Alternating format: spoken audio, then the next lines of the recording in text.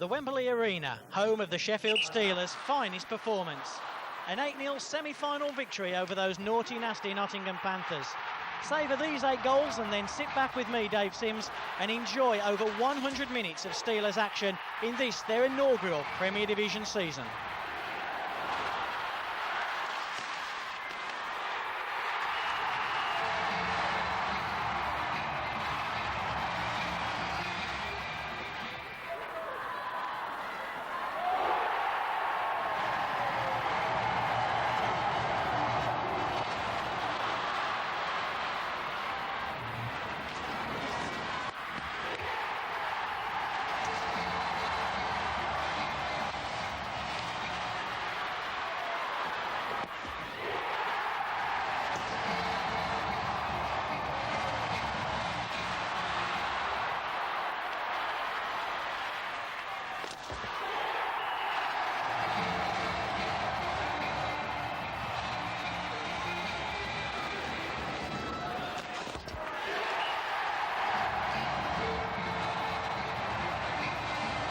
Steelers are a bit of a phenomenon, having gone from the English League Division 1 right the way through.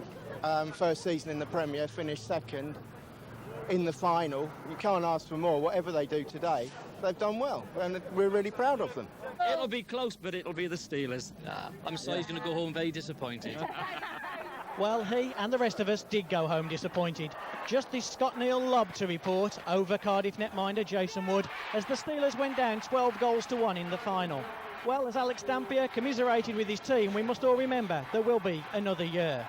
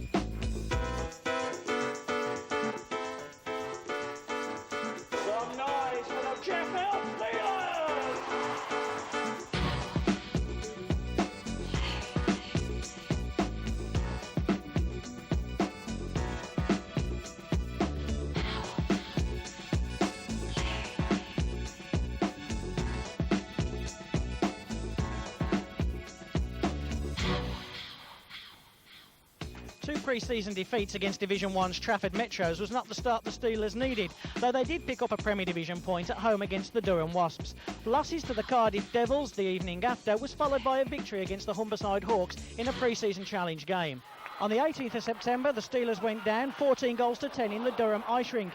A win the following evening against Fife was essential. Ron Shuger made sure the Steelers got off to a great start.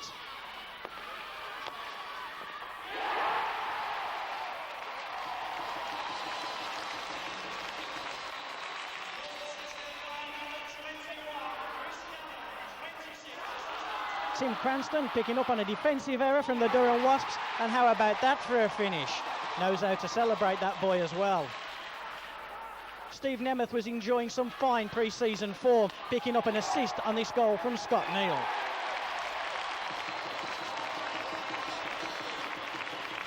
Five and a half thousand people, however, did have to tell Alan Batchelder that it was a goal.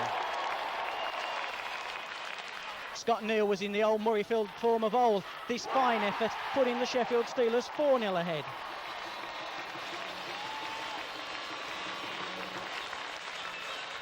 New import signing Claude Dumas was struggling to find his best form, but this fine inside pass picked up a goal for Mark Wright, the youngster from Nottingham, in only his second shift for the Sheffield Steelers.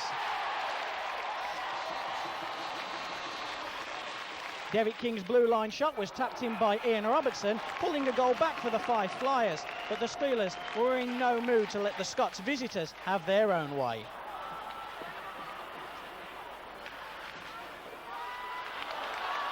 Steve Nemeth picks the pocket, looks up, fires top shelf. Thanks very much for coming, Fife. It was 6-1, and Steve Nemeth was on a sparkling run of form. French-Canadian Dumas there giving the puck to Nemeth. Nemeth with a bullet that the Fife netminder didn't see. Steve Nemeth started enjoying these goals and decided he'd go for a hat-trick straight after. Straight hat-trick for Nemeth, this one as well, the netminder didn't see.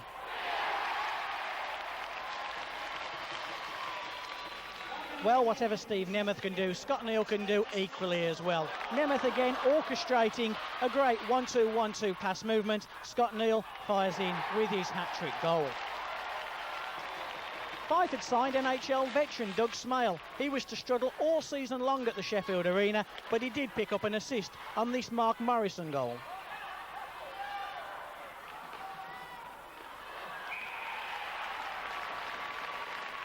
And you don't play for the New York Rangers for nothing. The former Canadian Olympian Steve Nemeth rounded off the night. A 10-2 victory for the Sheffield Steelers over those Fife Flyers. Big weekend to come. Fife and Durham, reverse situation again. Durham back here, you got a bit of a score to settle with them. Yeah, I think so. I think our first game's going to be tough. It'll be in Fife. I don't expect to be like this today. I think they're going to be a lot tougher at home. That Fife always are.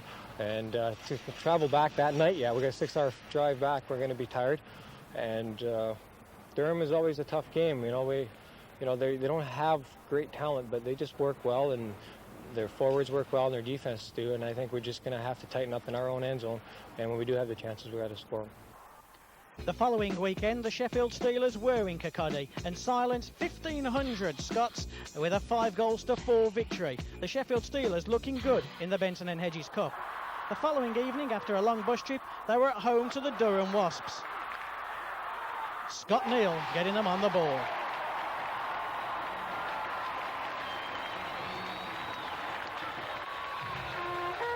Now, who wants this goal? Tommy Plummer or Les Milley? Tommy has a couple of goes. Les Milley has the final say. 2-0 Sheffield Steelers. The coach Paul Smith's brother, Damien Smith, put the Wasps on the board, firing past Andy Havenhand and pulling the Wasps back to just 1 goal behind. Tim Cranston on a cavalier charge fed the Duke Tommy Plummer. Plummer found that 5-hole right underneath Stephen Foster's pads. Youngster James O'Connor, goal hanging, as all good netminders will tell you, beat Andy Havenhand on stick side to make it 3-2. Ron Shuger, though, was looking for his opening goal of the night. Forehand run, backhand will do nicely. 4-2. Big Shoes enjoyed that one, so decided to go for his second straight. Only problem was, netminder didn't know where it was going. 5-2, Sheffield Steelers lead. We join the game now deep into the third period with big defenceman Mark Pallister rifling home past Andy Havenhand. You don't mess too much with big Pallister, so if he fancies his second goal, who are we to argue? One man that never backs down for an argument, of course, is Tim Cranston. He was going to be in super form all year for the Steelers. This goal just proves that point. And boy, does the lad know how to celebrate as well. Timmy Cranston. Damien Smith was to have the final say of the evening with his second goal, but it was a convincing victory for the Sheffield Steelers, 13-6 over the Durham Wasps. We've really got to get our defensive game together right now if we're going to hold Murrayfield. They're probably going to be one of the toughest teams in the league. They're going to be a tough battle, but if we can go out there and just give a fairly good effort on Saturday here, just to show them that we're not going to be no cakewalk for them.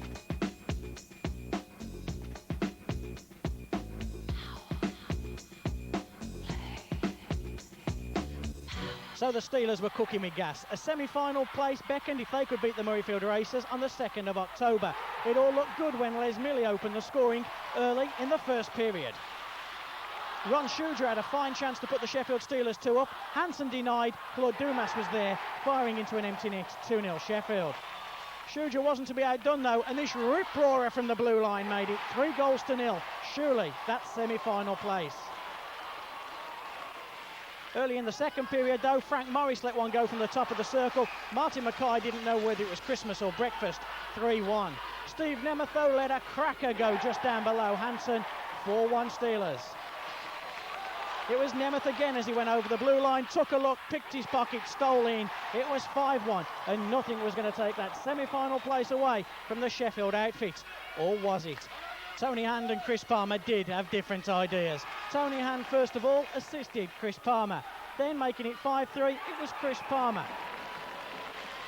Frank Morris had got the Murrayfield Racers on the board. He got his second of the night, making it 5-4. The Sheffield crowd a little anxious. They should have been. Chris Palmer tied the scores up at 5 goals apiece. And then that man, Tony Hand, well, look what happens. Far post, 6-5 Murrayfield Racers. They're now favourites for that semi-final place.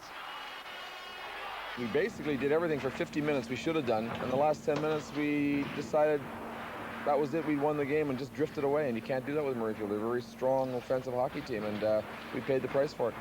Everybody thought the game's won, you know, and why, you know, there's only 10 minutes left, we're 4 goals up, they're not going to score 4 goals, you know, they're not score 4 goals up. But they were forgetting what effort they'd put in for the first 2 periods, first 50 minutes, you know what I mean? And you have to, in the Premier League, you have to put that effort all the way through in every game. The following weekend, the Racers clinched that semi-final berth with a 6-5 victory over the Steelers. A Saturday evening nightmare 8-2 loss against the Whitley Warriors had to be approved on the following night. Blackout night against the Basingstoke Beavers. It was as Ronnie Schuger opened the scoring early on in the first period. The Steelers had yet to beat the Basingstoke Beavers. They had beaten the Steelers 4 times last season in picking up the First Division Championship. And when Cassie Dawkins, a new arrival from the Peterborough Pirates, made it 1-1, was there some writing on the cards? It was more than on the cards when Tony Redmond fired top shelf to put the Beavers 2-1 ahead. French-Canadian Dumas had different ideas though, finding the roof of the net to level the scores back at 2 apiece.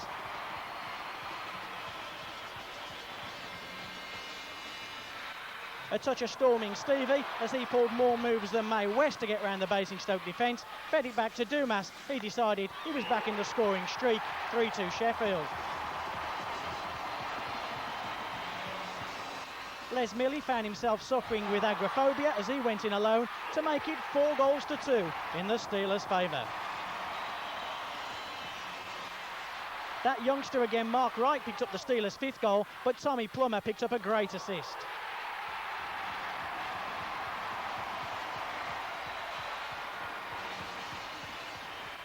It was party night at the Sheffield Arena, and a man that's never likely to miss out on a party is Turbo Tim Cranston. This fine solo effort made it 6-2.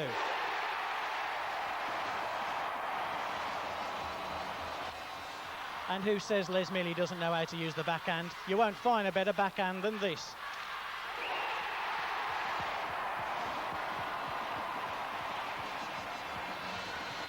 Dumas had been struggling for form, and this hat-trick was just what the French-Canadian needed. This one making it 8-2.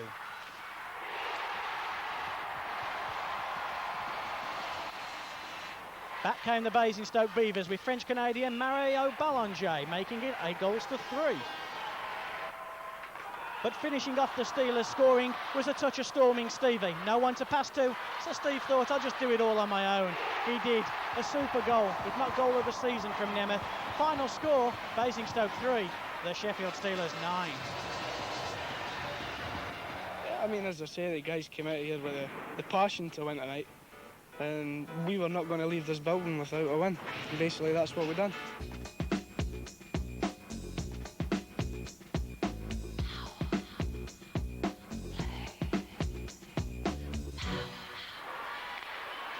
Mark Mackey came back to the Sheffield Arena with his new team, the Peterborough Pirates, on the 23rd of October.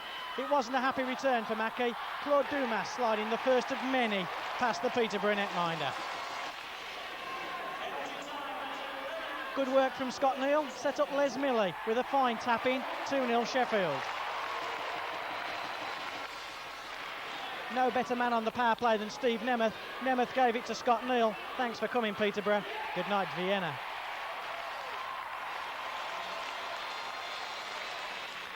The Pirates did get back on the scoreboard early in the first period though. Martin Mackay letting one go past from import forward Jamie Penner.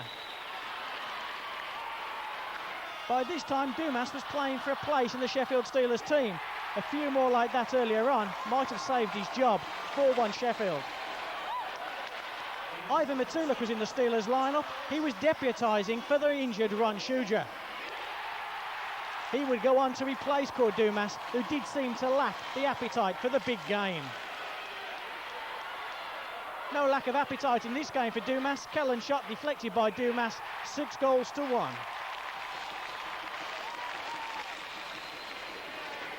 Ever heard the story? You went to an ice rink and a boxing game broke out. Chris Kellen and Mark Salisbury, toe-to-toe.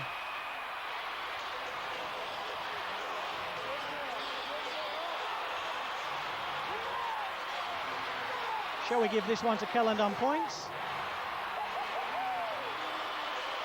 I think not. TKO in Chris Kellen's favour.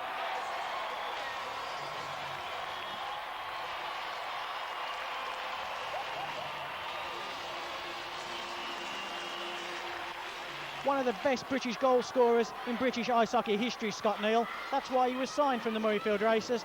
2 in quick succession. First a wraparound, making it 7-1. And then with Claude Dumas and Tim Cranston picking up assists, Scott Neal again made it 8-1.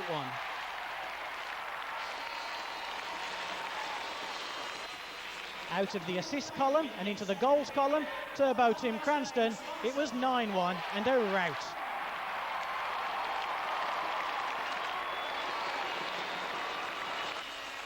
Into double figures for the Sheffield Steelers, but the first of the season for Alan Haig.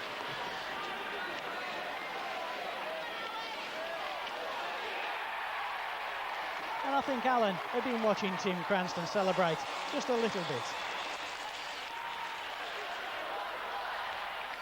Of course, at this time, Matulak was playing for his place in the Steelers lineup. That was his second of the night for the former Czech national. Nice work from Les Milley, top shelf, 12-1. And how about this for a thunderbolt of a shot? As Matulak picks it up inside the red line, inside the blue he lets a thunderbolt go. Peterborough netminder doesn't know whether it's Christmas or breakfast, so Matulak picks the puck up. That's a hat-trick goal for Big Ivan. Jamie Penner had opened the scoring for the Peterborough Pirates. He was to get their second goal as well, making it 13-2. Cranston was on fire, so was Dumas, and they combined superbly well to let Dumas in to slot home again. 14-2, the final score in favour of the Sheffield Steelers. Ivan, welcome to British Ice Hockey. I take it you enjoyed your first experience of playing in the Premier League. Well, thank you. I was very impressed. I had a really good time tonight. I thought fans were terrific. The pace of the play was good also, so I have to say I enjoyed myself a lot tonight. The following Saturday saw the Steelers beat, in more ways than one, the Nottingham Panthers. 7-6 the score. A routine 9-2 victory against the Pirates was expected, and the Steelers duly delivered. The Fife Flyers were back at the Sheffield Arena the following evening. Bernie McCrone, GB #1 netminder at that stage, wasn't in too sparkling a form, as Steve Nemeth proved with his bullet that beat him top shelf.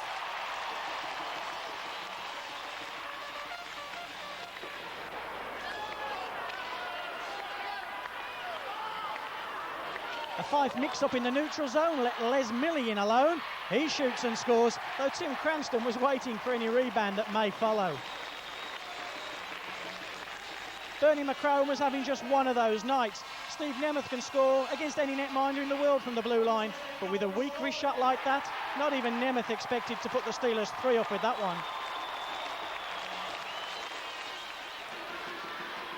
The Governor Selma Odeline was to control the Sheffield Arena all year. He controlled this play, Les Milley firing from the top of the circle through the Fife Flyers defence. It was 4-0 Steelers, with Odeline and Ron Shuja picking up assists.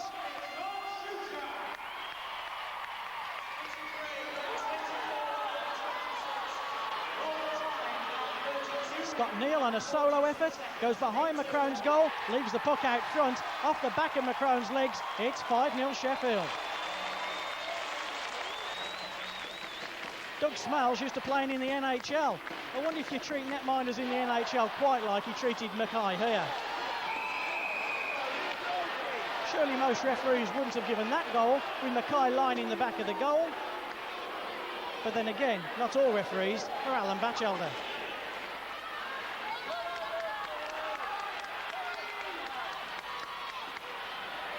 Nemeth was in dazzling form, pulling moves past King, firing past McCrone. and really Nemeth was the best import in the league up until that point.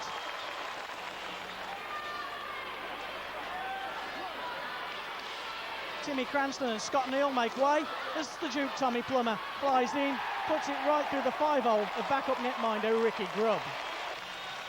It was Plummer's teammate and line mate Les Milley that finally wrapped up the scoring for the Sheffield Steelers, an 8-1 victory over the Flyers to send Jim Lynch's men back up to Scotland with their tails well and truly in between their legs. That Peterborough Fife weekend saw the arrival of the governor, Selma Oderline. I know all the imports from Ivan, Duran, Steve. I know Kellen from last year. I met Timmy last year, and that part was quite easy. And the other guys, it's a good group of guys, so we all get along quite well. So that's nice. 8-1 tonight. You can't possibly have imagined that scoreline coming into this building tonight. No, I thought it would be a tough game. You know, Fife always plays tough, but they won 9-2 yesterday in their barn, and maybe they had a tough game, as in a lot of them played a lot of ice time. And in our arena, it's large, and if you don't come to play and skate, especially skate, we do well against the other people here, and they're not used to it.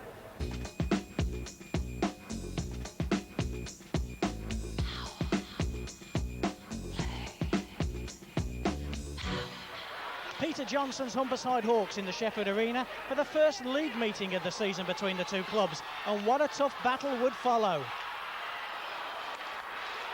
Alexander Kuznetsov scoring with the help of Martin Mackay, the puck coming off his skate, 1-0 Hawks. It was quickly 1-1 though, Selma Oderline, the governor, firing from just inside the blue line. First goal for Oderline's new team. Anthony Payne had been signed in the summer by the Hawks from the Bracknell Bees. He fired that one past Martin Mackay, who still to this day hasn't seen it. Anthony Payne was to get his second in quick succession. This one making it 3-1 in the Hawks' favour.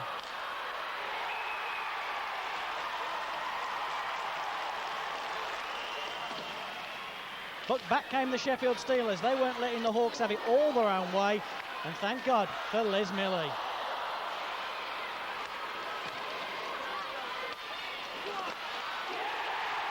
Frankie Killen's still looking for that one as well.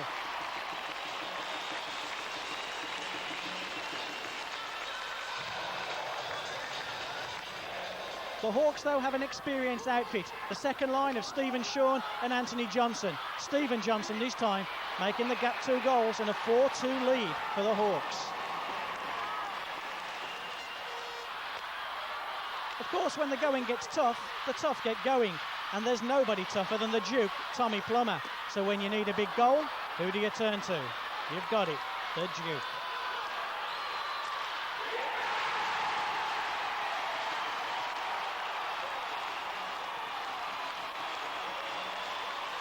Who was a lucky person with the stick, we ask.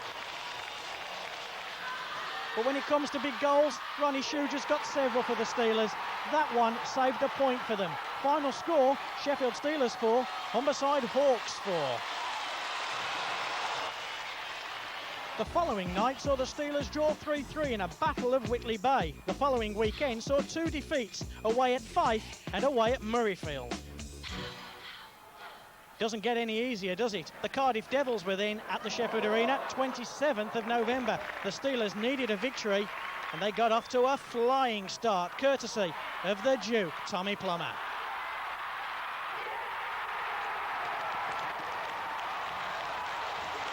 And was Tommy a happy camper?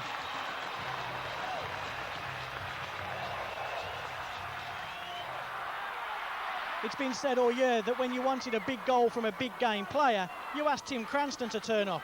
Against the Cardiff Devils, Cranston was there in abundance. But Tim, where's the rowing boat?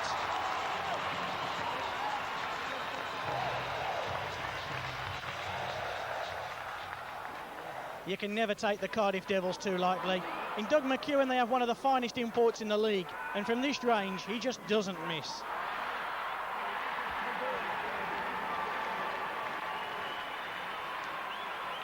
Steve Nemeth was up to his old tricks again in the neutral and in the offensive zone, causing the Devils numerous problems. Keep your eye on Les Milley just coming in front of Jason Wood. The puck will come back to Shuger, and Shuger's shot is deflected by Milley into the top shelf. 3-1. The Devils had made a key signing in the summer, bringing Rick Brabant from the Durham Wasps. Brabant was on hand here to make it 3-2. Still in favour, though, of the Sheffield Steelers.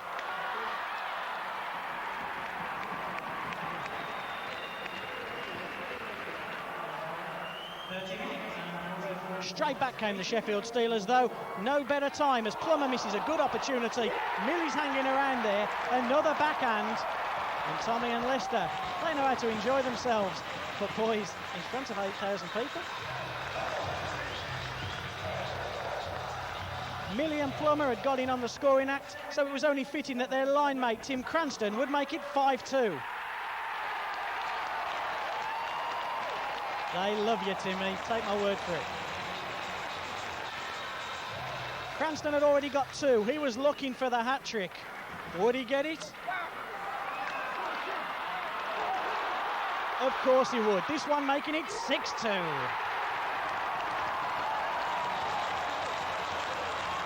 If he just wasn't so self-conscious.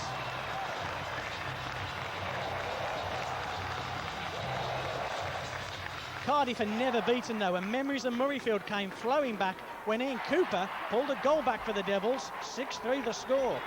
And that man, deadly Doug McEwen, was back on target, his second of the night, as the Devils pulled it back to 6-4. A nail-biting third and final period was to follow, but the Steelers managed to hang on. One of their most influential men being the Duke, Tommy Plummer.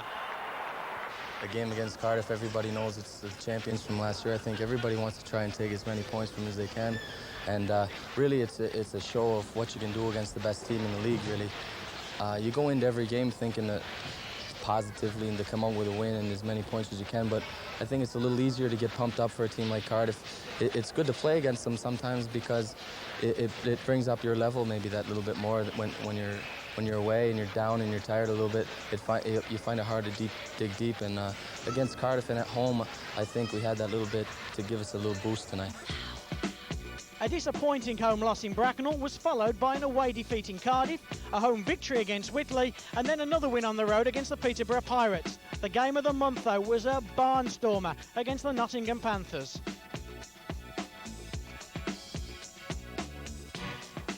The Cardiff Devils were then back at the Sheffield Arena, and they were looking for revenge following their earlier 6-4 defeat at the hands of the Steelers. 7,600 in attendance, and Stephen Cooper was to get the Devils off to a flying start.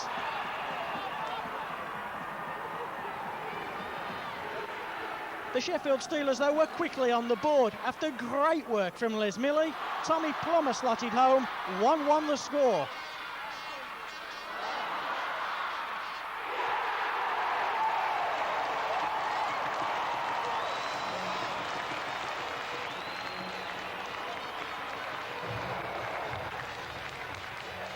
They say Dougie McEwen's deadly. He was deadly from this kind of range, firing past Martin Mackay. 2-1, the Cardiff Devils lead.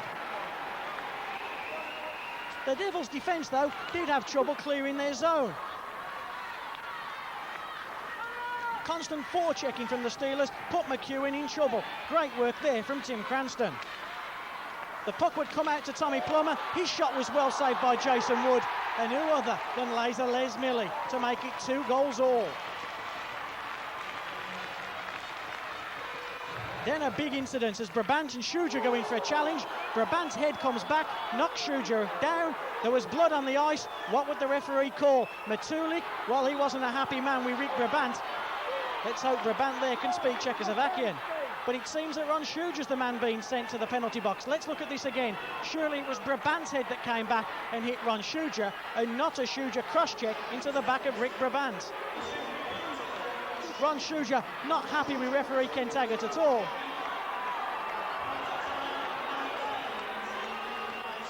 Blood there, clearly seen on Ron Schuger's cheek.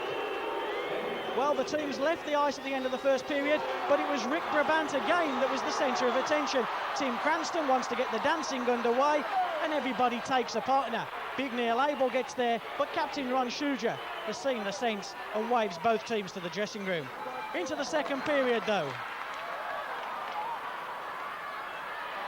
Nikichin's shot deflected by Doug McEwen, and the Devils lead this one 3-2. Tim was unlucky there not to pick up an assist on that previous goal. This time he went in alone on Martin Mackay, fired through the 5-hole, 4-2, and a great solo goal. Rick Brabant was still everybody's favourite player on the ice. Everybody wanted a piece of him, especially Les Milley.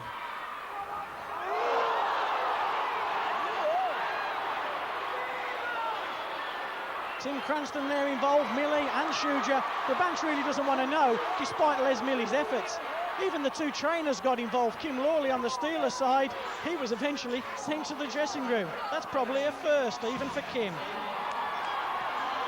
Maintenance was sent to the penalty box after Chris Kelland had trouble shutting the door, but the Steelers eventually found themselves in a power play situation. Stevie Nemeth controlling the point again. The puck will eventually come back out to him. Here's Nemeth on the forehand. He shoots and scores.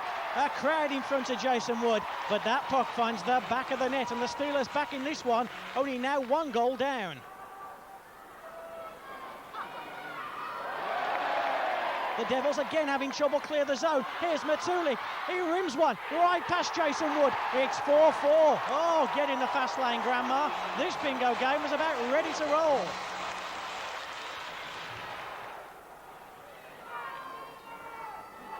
We've talked about big goals, and boy, how the Steelers needed one here. 4-4 the score, remember. Tommy Plummer goes in alone. Just Paul Heaver, the defenceman, to beat. Wood makes the first save. Plummer picks up his own rebound. And is he a happy camper? You bet your bottom dollar he is. Plummer makes it 5-4 for the Steelers. The Devils, though, are never beaten. Nicky Cheney's already got a couple already. Goes in alone, fires on the backhand top shelf. This game's tied at 5. The Devils come forward. Ruggles has a great opportunity. He swivels and shoots. Who's there? Doug McEwen. 6-5. Here come the Cardiff Devils again. The Steelers pushing forward. Ruggles picks the puck up behind the net. Shuja can't quite clear. And a superb solo effort by the former Whitley Bay Warrior. Ruggles makes it 7-5. And that's how the game finished. Sheffield 5, Cardiff 7. Despite that defeat, though, Sheffield Steelers' latest acquisition, netminder Martin Mackay, was not totally unconsolable. Watch out for the fire that seems to be developing behind Marty's back as well. I think, the guys had a hard game last night. Cardiff had a little easier game, and towards the end of the third, we were sort of running out of legs. We've got 2 guys missing away on Great Britain duties at the moment. I just think, basic mistakes through tiredness, really. Yeah, I think we were tired, but, in the third period tonight, I felt we had 7 good scoring chances, didn't score any of them, which is, a reflection of how the end result was. Ron Shooter had 3 good chances, Tommy Plummer and Tim Cranston, all with quality chances within 15 feet, and we didn't put it in. And, Cardiff took their chances when they got them. So, I would have thought a fair result tonight would have been a draw, but, on the night they put it in and we didn't. You're looking forward to the next game at Basingstoke on Wednesday. Would you like to give us a scoreline for that? I'm not on for predicting scores, but I think maybe 8-3 for us. Martin wasn't too far out, was he, as the Steelers beat the Beavers 5-3. Away victories in Durham and Basingstoke again were sandwiched around a 6-3 penalty-filled loss in Nottingham. The Peterborough Pirates were back in the building. That meant Magic Mark Mackey was back with us. He would have remembered several of these blasts from Ron Shudra. That one put the Steelers 1-0 ahead.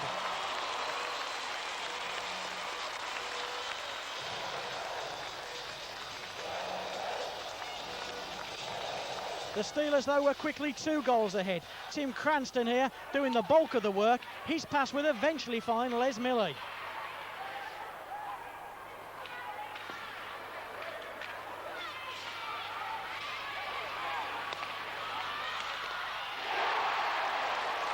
Ron Shudra also picking up an assist on that Milley goal. Tim Cranston's never one to be outdone, though, and when you want a solo goal, who better to ask for one from than Turbo Tim?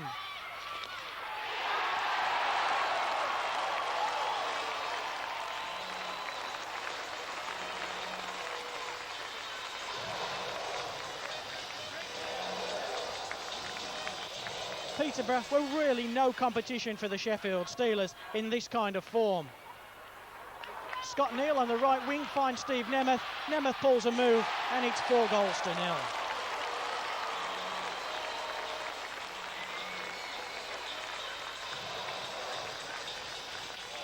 Same combination coming up here for goal number 5 for the Sheffield Steelers. Scott Neal will pick up another assist on another Steve Nemeth goal.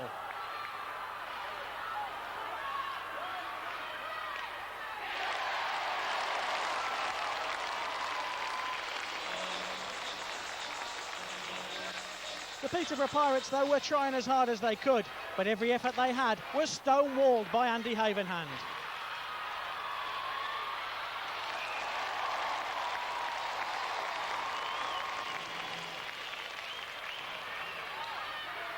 The Steelers were rampant this night. They kept coming in waves, and this time again the Pirates failed to clear the zone. They let the governor in. He filed top shelf past Simon Rain. It was 6 goals to 0. New Peterborough import Jamie Penner had scored 2 goals on their previous visit to the Sheffield Arena. He was about to get the first of the night for the Pirates, firing that one right past Andy Havenhand. 6-1.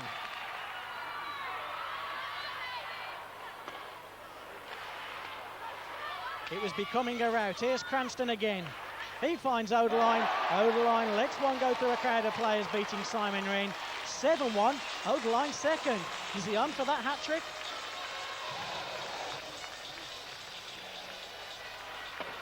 Cam Plant, by this time, had become the Peterborough Pirates player coach. He made sure of the Pirates' second goal. 7 goals to 2 now. Andy Havenhand had to leave the action shortly afterwards, suffering from cramp. He got a great standing ovation, and it's a nice position for your Steelers team to be in when you back up netminders, Britain's number 1, Martin Mackay. Ron Shuger would do some fine work on the Steelers' final goal of the night. Scott Neal firing number 8 past Simon Rain. Final score, Sheffield Steelers 8, Peterborough Pirates 2. Well, Selma, I was just trying to put some money on the first Odeline hat-trick of the season there. Well, I was certainly trying there. I had a couple of chances and just didn't work out that way. I was glad, though, we won the game. That's the main thing. One thing about our team, we don't have too many selfish players, and that's going to benefit us in the end. Yeah, those chances, they didn't go in. And we've got to realize that no matter what the game is, it's 60 minutes. And it's tough when we only have sometimes 2 lines. And we threw out the third, and that was great to have. Well, that was a positive thing to come out tonight. Not only the win, but you got a chance to use your whole bench. Yeah, with the third line, that helps us, especially in the first period, because the tempo's so high for us. And they got thrown out and gives us a break. But I think also we moved the puck well tonight. We play well when we move the puck. When we start getting individual 1-on-3 and stuff like that, then it becomes a little tiring and we lose the games. We changed up quick tonight at the start to keep our legs fresh so we keep the tempo of the game up high. And that benefits us when we change quick so we don't our legs won't get tired and slow the game down. When we keep the tempo up high, we're pretty successful. What about bringing the younger players into play tonight? How do you feel they played? I think they did all right. You know, they got to pay the dues like everybody else did. I did it in Canada. They'll do it here. Every little shift that you get out there, you kind of try and do something so that you can benefit from it. Finally, what about Billingham on Sunday, a team that you haven't played yet this year, I don't think? I think we're going to go out there and play well. Small rink, we're going to have to shoot the puck a lot, but we've got the capabilities. We've got a tough team, strong team. We've got to go in there. We need the points. This is a good month for us. We're going to get every 2 points we can get. It was a good month for the Sheffield Steelers, and they were on a roll. 2 more January victories were to follow. An 11-1 in Teesside and 5-2 at home against the Bracknell Bees. It was those 5 Flyers, though, were back at the Sheffield Arena, and the Sheffield Steelers needed to beat them, and beat them badly, following a 5 victory in Scotland a few weeks earlier. They were on the roll right from the start. Machulik's bullet going over Bernie McCrone. 1-0 Sheffield Steelers.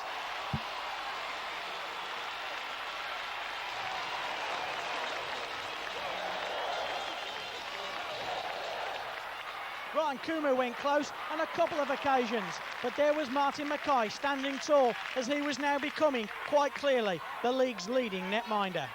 Ryan Kumu and Les Milley clashed, and as Milley found Tim Cranston, was that 2-line pass that sent Cranston clear? Cranston would go in alone, he'd shoot and score past Bernie McCrone. Ian Robertson and McCrone weren't too impressed with Cranston's antics. It was called, though, a 2-line pass.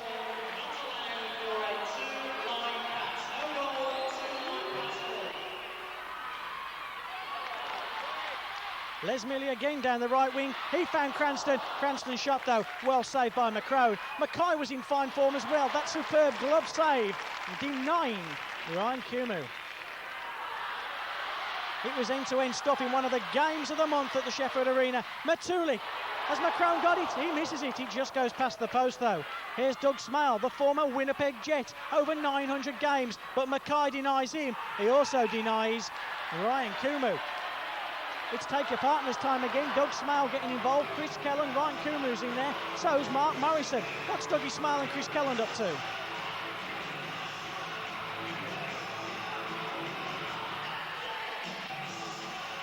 Back to the hockey action, and here's Chris Kelland, the GB skipper. He goes alone. His shot hits McCrone right in the face mask. Great work from Kelland. He has another go on McCrone. That one sticks out of the way. Here's Matulik. Kumu pushes him into the net. Surely the Sheffield players won't allow Kumu to get away with that. And here's Chris Kelland having a word. Ron Schuger also getting involved. He's probably trying to calm things down, but Matulik's got up and he's having a word with Kumu. I wonder if Kumu can speak Czechoslovakian. Here comes Doug Smale, 900 games, as we said. He gives it to Neil Smith. Smith shoots and scores past Martin Mackay, and the Fife Flyers are on the board, and this game's tied at 1. Here's the Steelers on the attack again. Comes out to Schuger. Schuger's shot, and the whistle goes for the end of the period as Tim Cranston fires into an empty net. That's twice Cranston's been denied. Here's Kelland. Kelland shoots. McCrone makes a save with the blocker. Comes back out. Cranston's there again. So's Matulik. Cranston's all over Kumu like a rash. Puck comes out though. Here's Matulik just inside the blue line. Lets one go. Cranston, third time lucky. He shoots and scores. And the Sheffield Steelers now lead 2-1. Scott Neal's been scoring for fun these last few weeks. He has a chance down the right wing. He scored one in Durham just like this. He scores one against the Fife Flyers as well. Oh, get that one out the back of the net.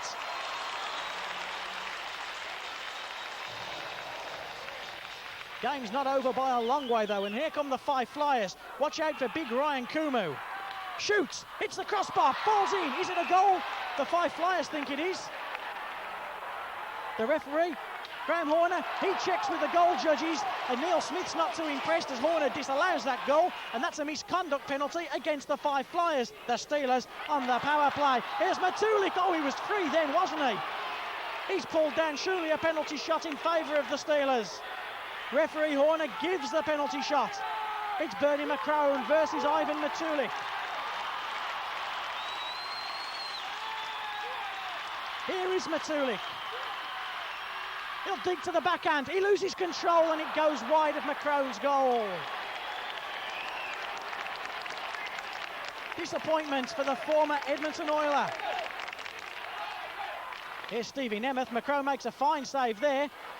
McCrone doesn't know where the puck is. Here's Scott Neal. He's got it though. He feeds it out. Here's Big Shrewds. Shrewds gives it Scotty Neal. On the backhand, he scores!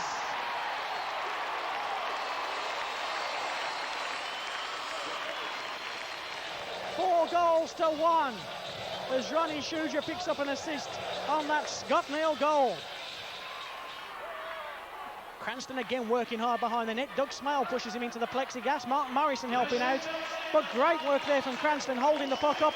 Steelers now back to full strength. What's this? Cranston and Smale. They're having a little waltz, if you like.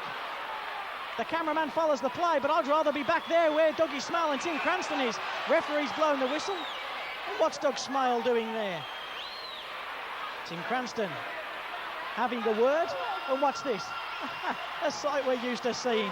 Tommy Plummer with a man his own size. We're not used to seeing that. So Plummer should have no problem with finishing off Mark Morrison. And he has no problem at all.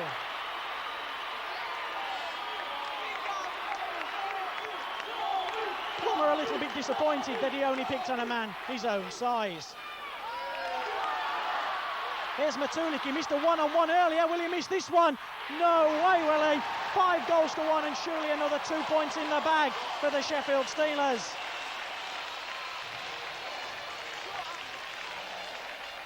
Doug Smale, though, he'll always keep trying. 60-minute game. He feeds Neil Smith. Neil Smith shoots. Here's Ian Robertson, and Ian Robertson taps in from close range as Martin Mackay looks despondently at Selma Odeline. But that was the final score from the Sheffield Arena. Another 2 points for the Steelers as they beat the Fife Flyers for a third time here in the Sheffield building by 5 goals to 2. Ivan Matulik was a happy man. This is very much sweet revenge, what Fife did to you up in Kirkcaldy. Oh, definitely, yeah. We've been looking forward to this showdown for a long time, and now that we're in third place, we're looking up, sneaking up behind their back and maybe past them. How well do you feel the side is playing, your side? I think we're getting there, you know. I mean, we still have a little bit of work to do, but recently we're in pretty good form, and the results are there, so if we just could keep the winning streak going, I'll be pretty happy. Marty, 4 goals in 2 games conceded. That must give you great pleasure. Yeah, it does. It's good to get the goals against down. Obviously, it's not just me. Defence are playing well. Chris Kellen's been very strong at the back. Selma and Shoots playing very well. I know we're missing Neil Abel right now, so it's good looking to get him back. We'll be even stronger, I hope. You're up to 3rd in the table now with Cardiff in your sights, perhaps? Well, let's don't predict that far. I mean, Cardiff is quite a ways away from us right now, but I mean, our ultimate goal is to finish as best as we can. So if it would mean catching Cardiff or passing them, we would certainly take it. I think we can creep into second place is where we're aiming for right now. Get in second place, get behind the leaders. And if you think about it, for a team that were playing in the English First Division last year, it's not bad to go from there to second in the Premier League in one season.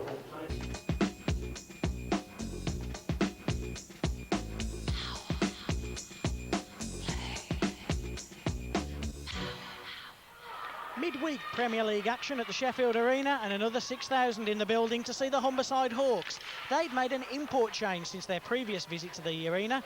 Dan Dorian back in the lineup. He'd started the year with the Trafford Metros. He'd ended up in the East Coast League out at Louisville, but he was back and he was playing for the Humberside Hawks, and he made Chris Kelland make a mistake there. He'll feed Tony Payne. After the rebound comes out, Martin Mackay had no chance, and it's 1-0 Humberside Hawks.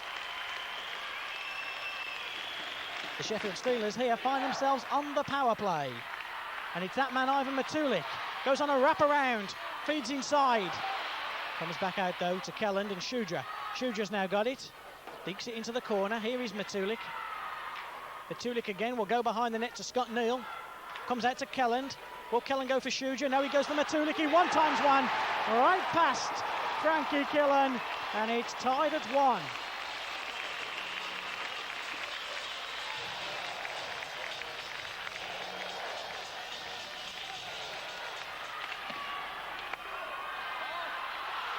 Here is Ron Shudra, breaks out of the neutral zone. He's got Les Milley.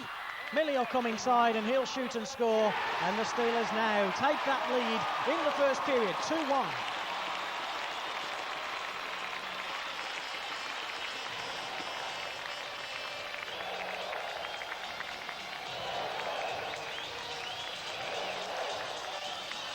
Second period, and you won't see too many of these. It's a Martin Mackay error, just a small one, but it lets in Sean Johnson 2 goals apiece.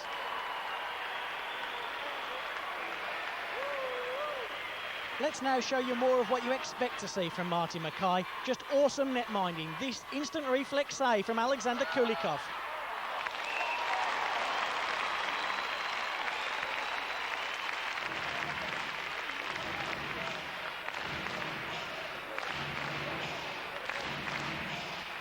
The Humberside Hawks have a big solid defence, and when Mike O'Connor fed Bishop, it spelt trouble for the Steelers.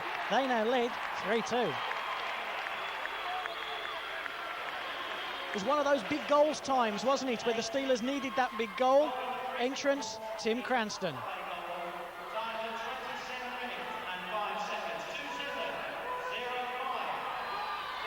Watch out, Mikey. Tim Cranston's around.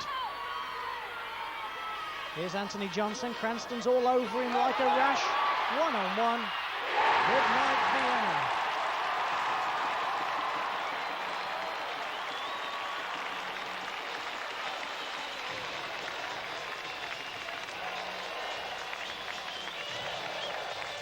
Ivan Matulik had plenty of time to fit in with the Steelers system by now, as this goal proves.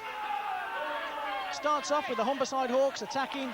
Kellen makes a fine play out of the neutral zone, gives it to the Duke, Tommy Plummer. Plummer gives Millie the puck, and you watch it fall now to Matulik. 5-hole, thanks very much for coming.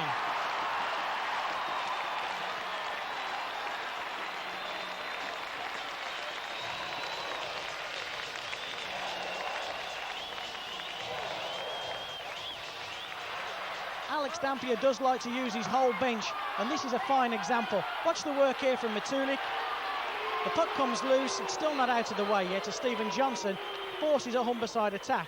Mark Wright, he's out on the ice. Keep your eyes peeled for him. He'll be the scorer of the next Steelers goal.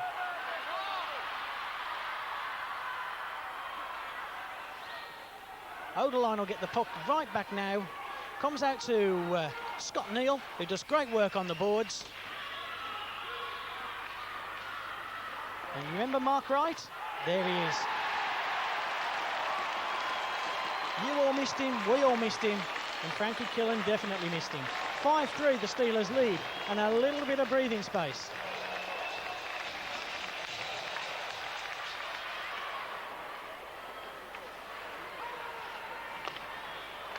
Humberside never gave up hope though. Plummer leaves the puck to Cranston. Cranston will give it to Shudra. Oh! Frankie Killen's arm still hasn't come up yet. And a big grin on our captain, our hero, Ronnie Shudra.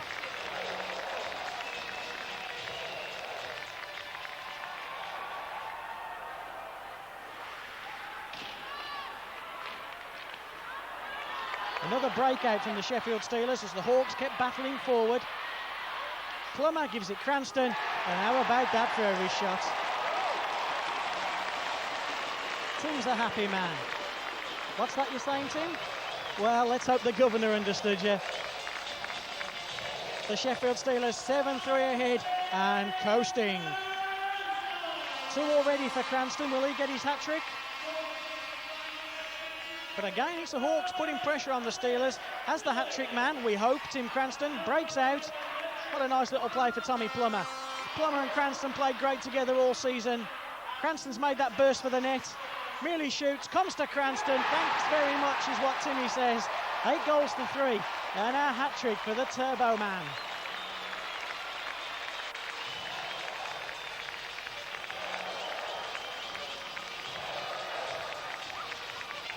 The Humberside coach, Peter Johnson, is a never-say-die coach. He's bred that into his 3 sons, Anthony, Stephen and Sean, the scorer there of the Hawks' 4th goal.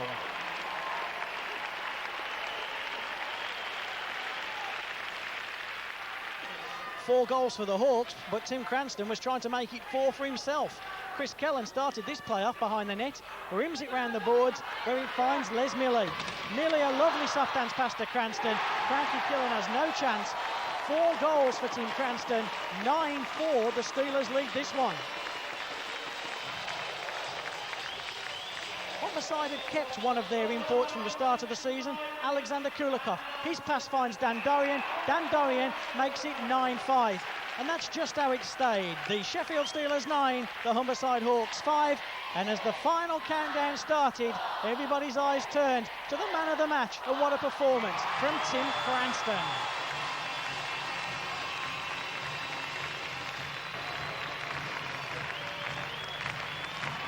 Tim, that was in marked contrast to the game here earlier on this season. Why was that? Well, I think we've been working very hard on our defensive game over the course of the year, and I think we're now maturing as a club. And I think in the first part of the year when we tied them, I mean, I'm not taking anything away from their game. They still are a very good team. I just think that we're now collectively working on our defensive game a lot more, and we're being able to regroup a little faster. We're not panicking as much. And although there were a few scrambled goals tonight, I think for the most part we were able to collect our game and get back on track and make an offensive charge. And at the beginning of the year, I think we just didn't have that maturity as a club, and I think we're now coming into that stage. The Steelers travelled in January the 30th to Whitley Bay. A 6-6 draw would follow. A fine 8-6 victory at home to Murrayfield was followed by a disappointing 6-4 loss in Durham. Back came the Humberside Hawks, this time not in league action, but in Yorkshire and Humberside Cup action, sponsored by Televideo. We joined the action in the Humberside ice rink, and it was a depleted Sheffield Steelers team. There was no Scott Neal, several Steelers players were injured, but that didn't stop Ronnie Shuja firing top shelf. Steelers led 1-0 and just over 5.5 minutes gone when Sean Johnson fed brother Anthony, and it was tied at 1. Andy Havenhand had no chance there. When Steve Nemeth is on Steve Nemeth form, there's not a finer hockey player in the country. This was one of those nights. Nemeth was purely unstoppable as he put the Steelers 2-1 ahead. Sean Johnson had assisted on the Humberside Hawks' first goal. He was to creep in behind Ron Shuja to make it 2-2. Shuja looked disappointed. Havenhand just wiped it all away.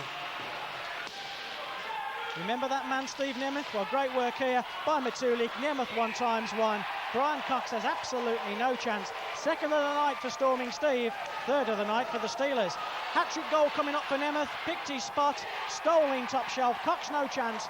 4-2 the Steelers lead. This depleted Steelers team's looking in great form as Mike O'Connor gives it to Dorian. Dorian goes through.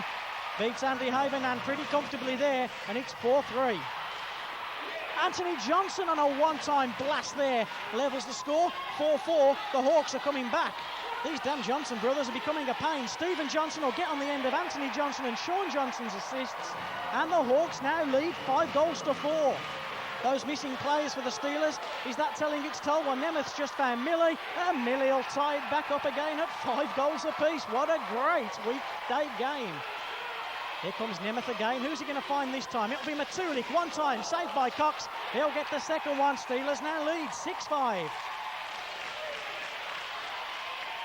Here's Nemeth again. He'll try and find Matulik. Matulik 1x1. Les Millie's arms go up as Matulik gets his second straight. The Steelers lead 7-5. Just under 10 minutes remaining in the third. It comes to Mike Bishop. Bishop lines one up. Fires top shelf past Andy Havenhand. We're into the dying seconds of the game now. And Dan Dorian, he fires one past Andy Havenhand to tie it at 7 goals apiece. And that's a great result for the Sheffield Steelers, considering a lot of their team were injured or missing. It was a good game. I thought our team came out and played well, and we had a lot of young guys come out. And Humberside's a good skating club, and that's what it was. It was a skating game, move the puck, and I enjoyed that game a lot. And I had the Lux, and they went in today, and it's been a while, and I'm just starting to enjoy myself. You're now coming home on the bus with the Sheffield Steelers. We give the microphone to Captain Ron Shudra. Okay, we'll move over to our resident golf expert, Stormin' Steve Ledbetter here. You can hear that in the background, Alan Haig just opening his mouth and nothing coming out as usual. So, Stevie, interesting night tonight. You had, what, about 3+3? What do you think of the game? I thought it was a great game, and just enjoyed it, being able to go out and play with Ivan and Les Millie. Interesting line when you guys actually get all your speed up and very difficult to defend against. What do you think? I think we played pretty well. We mixed it well together. I mean, it's the first time I've played with Stevie and Ivan in the same line. Usually with Timmy and Tommy. I thought we'd done okay. We moved the puck well and we caused a few problems. Well, that's all you can really hope for. The players seem to be enjoying themselves a lot more now since we started winning here just after Christmas. A good team feeling on the ice and off the ice. Well, you should know how we're doing. Well, yeah, but I'm the interviewer. You have to answer the questions. Well, fair enough. Everybody's gelling pretty well. Everybody's getting along really well as well. So there's not any problems. I mean, it was a good game tonight. There wasn't a lot of contact or anything like that. So it was a good free-flowing game. So it was good for it. I think both sides benefited tonight. Who do you feel is one of the most or more improved players on the team right now? Oh, I'd have to say Mark Wright is probably the most improved right now, and he's coming along. But Haggis has got to be up there, but you've got to go by age. So Alan's been playing for a while. I think Mark Wright would be up there. So, Paul, this is your first bus trip here with the Sheffield Steelers. Our resident assistant professional golf pro here. What do you think of the game? Well, it was an experience. It was end-to-end stuff, you know. I thought the Steelers played very well. I was impressed. As long as you think you can enjoy the game, would you like to play it sometime in the future? No. No, why not? Can't stand up on the ice. Well, yeah, but neither can half our team, so it's all right. Tommy Plummer. Tommy Plummer, hello, are you in there? There's a rumor going around that the way you grow your beard and your mustache, that you're trying to turn into a smaller version of Mark Pallister. Is that true? No, I think it's just the laziness. That's the only place it grows, and I shave only Mondays. Well, thank you, Tommy. You got the little baby coming soon here in the next week or so. How do you feel about that? Excited, terrified, all at the same time. A little bit nervous. Just a bit, yeah. Well, that's good. Do you have any names picked out yet? Boy or girl? What are you hoping for? Yeah. I'm not fussy what we'll have, really, as long as it's healthy. I hear Ron is a good name, and Steve's a good name. Those are good Scottish names. What do you think about that? Yeah. Yeah, that's me. I think what's wrong with having a son named Ron? I think that's a great name. Maybe for you it is, but not for me. But it doesn't do anything for me. How about Lester Jr. or Leslie Jr.? No, it doesn't do anything for me much either. I hate my name anyway, so. Oh, well, good for you. That's it for me. Signing off. Signing off. Ta-da, Duck. Ta-da, Duck. Bye-bye. And God bless. God bless Ronnie Shuger. This time, though, he's back on the ice in the second leg of the Yorkshire and Humberside Cup. The Sheffield Steelers, of course, had that great 7-7 tie with Humberside. It made them favourites. Anthony Johnson was no respecter of favourites as he put the Hawks 1-0 ahead early in the first period. Dan Dorrian fed Mike O'Connor. O'Connor gave it him back just to the side of the Steelers netminder, and Dorrian made it 2-0. Steelers, though, on the power play. Can they make this one tell? It'll come out to Steve Nemeth. He sees a crowd of players. He shoots it through. Steelers on the board. 1-2. Look out for good work here from Mike Bishop. He'll feed Anthony Payne. Payne will find Dan Dorrian. Dan Dorrian 1x1. 3-1, the Hawks lead. Things going from bad to worse as Mike Bishop lets a bullet go. Oh, no netminder would have stopped that one. 4-1. Bishop quite likes that idea of scoring. He thinks he'll have another go. He fires through here, goes through Neil Abel, fires one past, picks up his own rebound, and it's 5-1. The Steelers won this competition last year. Doesn't look like they're going to win it this year. Not unless we can have something very special from Ivan Matulik. Well, this does look pretty special, doesn't it? What a great goal from Matulik. Let's listen to what he had to say about that game and that goal. Yeah, to tell you the truth, it's hard to remember one thing. So many things have gone wrong. So, yeah, of course you're happy about scoring a goal under any circumstances, but I would be much more happy with 2 points in the Yorkshire Cup in our dressing room. So Humberside beat the Steelers 12-9. Stephen Johnson collects his trophy from Televideo, the sponsors. A double-header a weekend away in February saw the Steelers go down 5-4 to Fife and 7-5 to Murrayfield.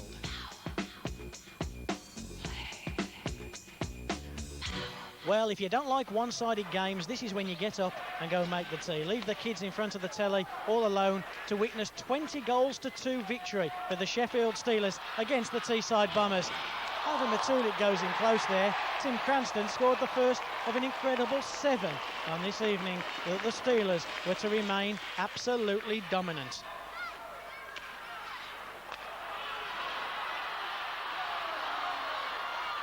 Here's Ron Shuger. He'll find Cranston. How dare you claim that one, Tim? He claimed it okay. And the Wild Thing had got that turbo boost on full steam. The Sheffield Steelers were on the power play. They were dominant 5-on-5. Gave them a 5-on-4 opportunity. And it was curtains for the Bombers. Ian Young behind his net. Doesn't know what he's doing. Comes to Matulik. He shoots and scores. 3-0 Steelers.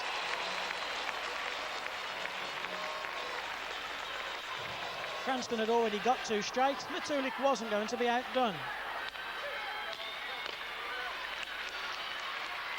Beautiful pass from Steve Nemeth. 1-on-1. Matulik's strength holds off Scott Young, the Teesside captain, and it's a 4-0 hockey game. Matulik was going to go on one better than Tim Cranston. Straight hat-trick goal coming up here. Shuger's shot.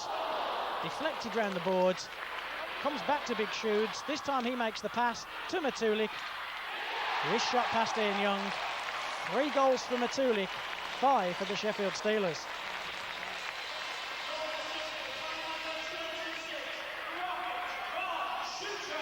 Ronnie Shuger starts and finishes this move for goal number 6, gives it to Cranston. Rebound comes back out to Big Shoods. He fires home 6-0. Alex Dampier also had the 3rd line out in force against the Teesside Bombers.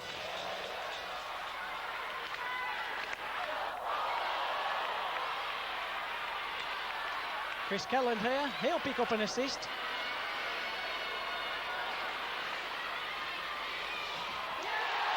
Mark Wright shoots and scores. Dean Smith, Mark Wright and Chris Kelland combining for the 7th goal.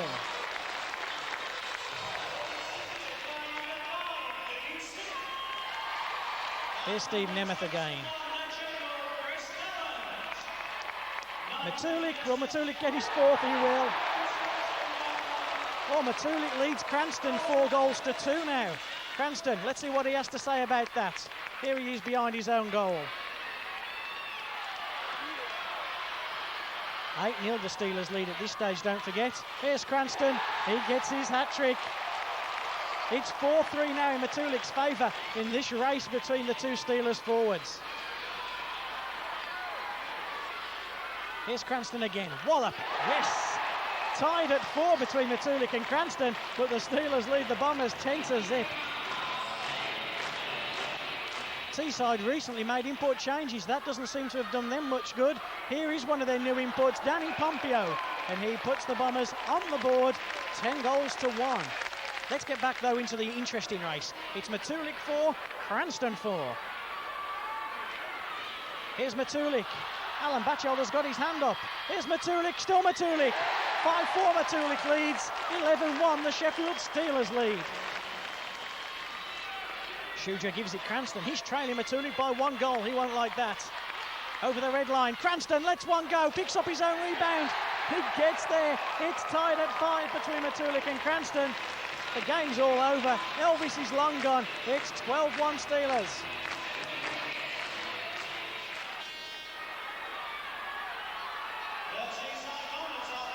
Here's Tim Cranston. Will he go in the lead against Matulik? He goes round the back of the net. Neil Abel's waiting for the pocket. Comes instead to Shudra. Rani Shudra gets his 2nd of the night. 13 goals to 1 the Steelers lead.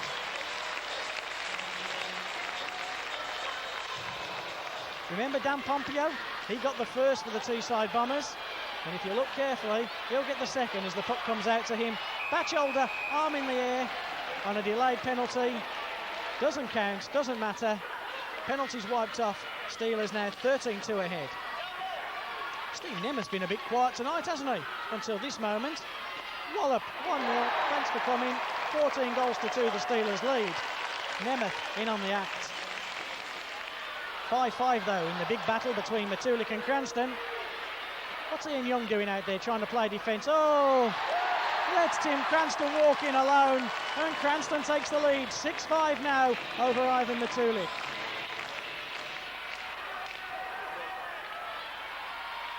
Here's that man Cranston again, goes past Scott Young, comes inside, Young makes a good save, puck comes out, Plumash scores!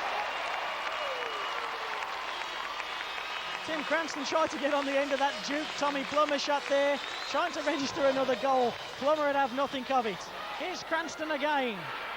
16-2 the Steelers lead. Shudra finds Milley, lovely play by Milley. Milley goes in alone on the backhand. 17 goals to 2. Sheffield lead Teesside. It's still 6-5 though. Cranston leads Matulik. What's this? Play down the other end of the rink? Surely not. Ah, this is better. Here comes Cranston again. He's after goal number 7. Young can't clear the zone. Cranston behind the net, slips inside. Oh, they think it's all over, and it is now. Cranston gets number 7, the 18th for the Sheffield Steelers. Steelers have been on penalty killing duty. They're back to full strength. Nemeth, Chris Kelland, goal number 19 for the Steelers. And this, a record score for the Sheffield Steelers, comes now to the Duke Tommy Plummer. 19-2 the lead. Here's Scott Neal. They're up to 20 as the Steelers assistant captain ends the rout. Final score and a record in the Premier Division. Oh, Dan's a happy man. 20 goals to 2. The Steelers have won this one.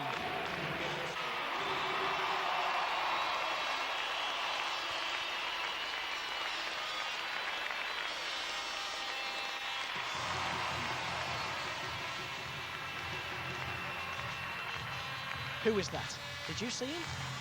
Have you been sitting next to him? No, not Dan. No, the other guy. That's him there with the sequins. It was the first Premier Division season for the Sheffield Steelers, and it saw the arrival of Elvis. Alive and well and living in the Sheffield Arena, Elvis would grace the arena on many a Steelers game. Not a patient man, however, he would always leave when he thought the Steelers had done just enough to win the game.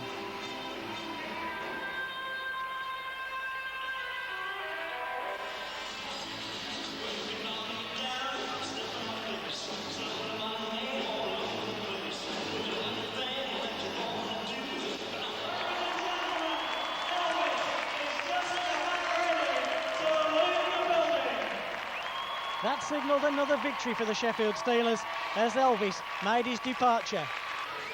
We're going to get the first exclusive interview. Elvis! Elvis! Elvis! The fans are out there.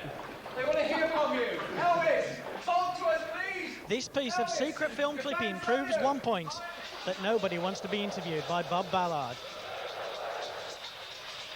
So nobody speaks to the great man Elvis, and the myth lives on.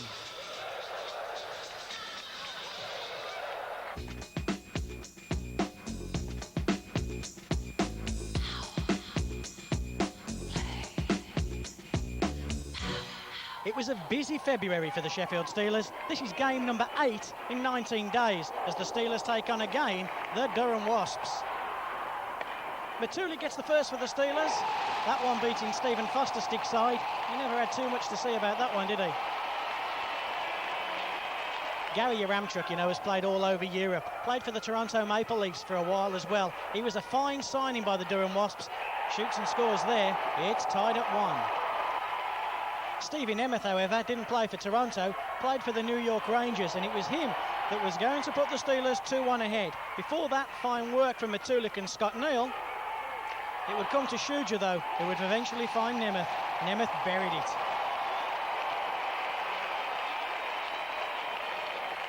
The Durham Wasps, of course, are another former club of Tim Cranston. He always likes to score against his former clubs, and this unassisted effort made it 3-1 for the Sheffield Steelers. How the referee didn't give an assist on that, we'll never know. But Cranston, well, he didn't mind.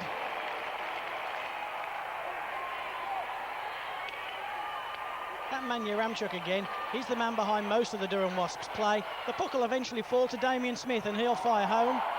3-2. Stevie Nemeth up to that point had been on a couple of games drought spell. He wasn't on a drought tonight. Here's 2 straight. First one assisted by Matulik.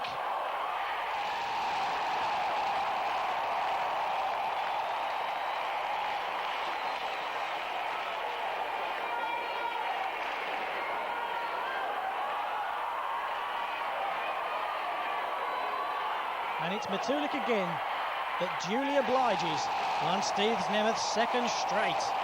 5-2 the Steelers lead, and it's not all over yet.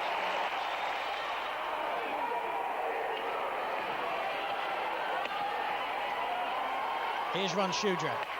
Gets it in front. Cranston's battling away there. Oh, Pallister, where's he gone? It's behind you.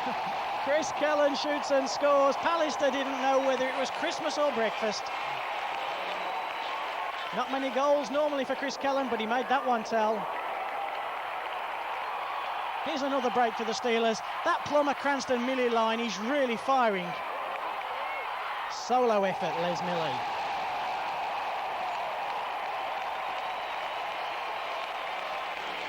Steve Nemeth's already got 3.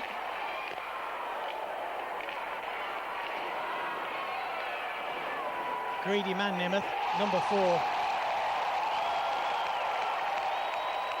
It's all over by this time. Elvis is long gone. He's packed his suitcase and he's on the way home. 8-2, but 3-goal comeback here for the Durham Wasps as the Steelers let it go a little bit slack.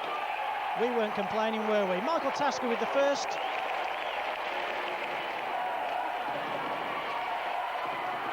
Passport holder Richard Little will get the second. A fine goal with Chris Calland all over his back. And the man that opened the scoring for the Durham Wasps will close the scoring. That man, Gary Yaramchuk. So 8-5 is how it would finish. And another 2 points for the Sheffield Steelers. Steve Nemeth was impressive, so cue Bob Ballard. What was the main difference about the overall team performance tonight?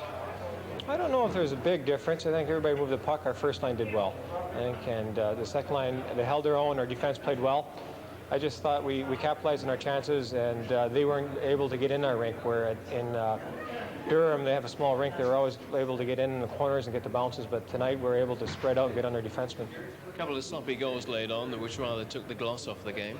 Yeah, I think we started to hold back a bit and think, well, we won the game, let's just move the puck around and keep our breath for tomorrow against Bracknell. And we started looking too much instead of just moving it on the first instinct, and that's what happened. Now, Bracknell tomorrow night, a team you've had a little bit of difficulty in beating this year. Yeah, they've always given us, we haven't beaten them by many goals at all, but the team's been playing well, and I think we've got to go in there. It doesn't matter if it's a 3-2 win or 10-2, we want the points, and we'll get them either way. Well, unfortunately, the Steelers didn't get them either way. A last-minute goal from Graham Garden and a 6-5 victory for the Bracknell Bees. The Steelers back in Humberside, and it was payback time after that defeat at the Sheffield Arena, which saw the Hawks lift the Yorkshire and Humberside Cup. This was probably the Steelers' finest performance so far. They dominated the Hawks. Cranston from that acute angle. Ronnie Shuger made it 2. Chris Kelland made it 3. Big Mike Bishop pulled one back for the Hawks. What was he doing that close to the netminder? Martin Mackay was not a happy camper, and he remonstrated long and hard with the referee. But back came the Hawks, and it was that man Bishop again. 3-2, Humberside back in this game. Cranston, he'll feed Nemeth. Nemeth won't miss from there. Brian Cox never saw that one. Steelers on the power play. Sean Johnson makes a meal of it. Plummer feeds Cranston. He'll score. He does. 5-2. Here's big Ivan Matulik. Will he make it 6-2? Of course he will. Mike Bishop's already got 2 for the Hawks. Can he make it 3? He does. He's got a rocket for a shot. Here's a man that scored loads of goals for the Steelers and for the Murrayfield Racers. Scotty Neal, 7-3. Nemeth, let one go, Stevie. What a shot. And just if you never saw it the first time, here's goal number 9, Nemeth. 9-3. You know, Selmar Oderline told me after that game that was quicker than most American League games.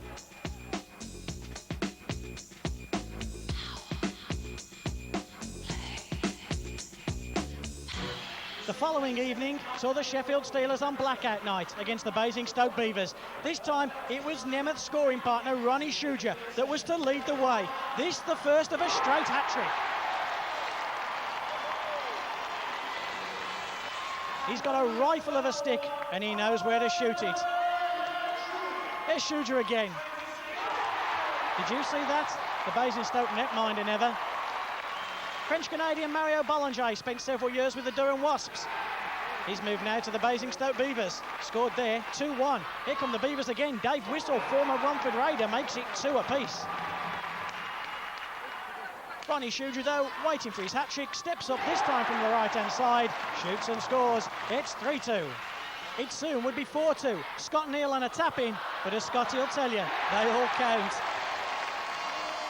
Back came the Basingstoke Beavers. They weren't dead and buried by a long way. Youngster Tony Page.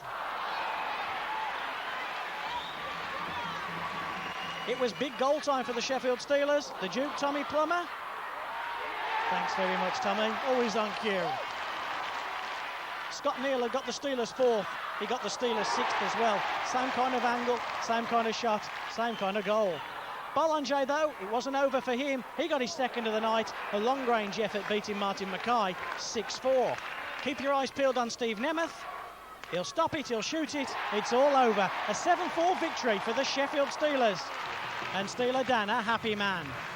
It could have went both ways. I mean, both goalies had a few shots that they shouldn't have had from in close that they came up big with. So, you have to rely on your goalie sometimes. Your defense and your forwards can't always stop the other clubs. So, it's satisfying in a way that it was 2 points for us, but we conceded 4 goals, which maybe should have been 1. And a straight hat-trick from Ron Tudor, very satisfying. That's a first this year. That's nice to see. But, you know, overall, I mean, the guys give me the puck in the right position. I just shot the puck home. Now you're second in the league for the time being. Can you stay there? Well, I think so. I mean, the big game, I think, will be Friday. And then the Murrayfield game, I think it's a week after that. Murrayfield have one game in hand on us.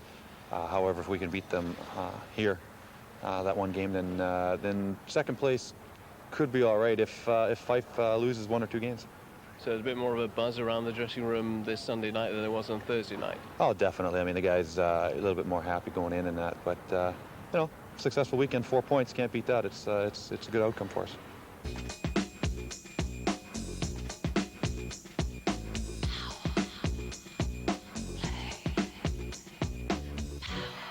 It's Friday, the 4th of March, and has war broken out in Sheffield?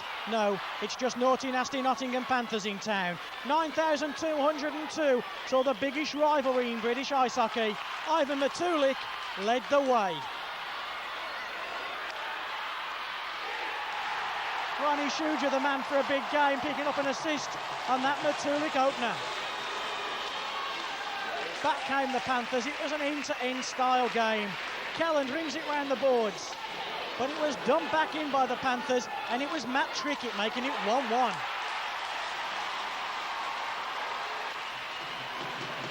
Matulik had got the opener for the Steelers.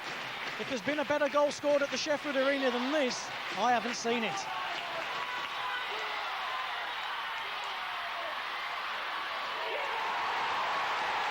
Matulik was a happy camper, so were the 9,000 Sheffield Steelers faithful. Matulik, the American League man, was leading the way. Let's look at that goal again. Look at the strength of Matulik, the speed and the balance. Nemeth's behind him. Andre Marlowe's a quality defenseman, but he can't get anywhere near Matulik. 2-1 the Steelers lead. Here's Chris Kelland. Here's Scotty Neal. Keep your eyes on Scott Neal, bottom of your picture. Matulik will have the fan shot. Here's Scott Neal on the backhand. 3-1, David Graham, no chance. Earlier in the season, you know, the Nottingham Panthers had made a change in their input lineup. Spengler Cup defenceman Garth Premack. He was a quality player, really brought in to fill the shoes of the now Steelers, Selma Oderline. Look at this as he almost got the scores back on level terms. 3-2 now, a bullet from Premack. Then almost disaster strikes for the Steelers. Coming towards the end of the second period, listen to the fans count down. Marlowe with a speculative shot right through Martin Mackay. It's tied at 3.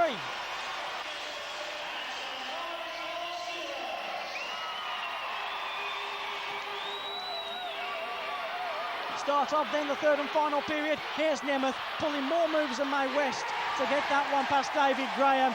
The Steelers fans erupt. Matulik and Scott Neal go to congratulate together with captain Ron Shuja. 4-3. Where's Tim Cranston been tonight? Here he is now. It's a big goal time for Cranston. Oh, he fails with that one. Good denial by David Graham. Still the Steelers pile the pressure on. Shuja, Cranston! It's all over now, and Elvis has surely left the building. 5 goals to 3, and Tim Cranston, another big goal.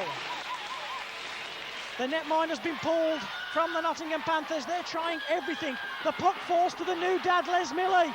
He bangs it down, it scores, and an end to a great week for Les Milley. He became a father just a few days ago. Wife Tina giving birth to son Daniel.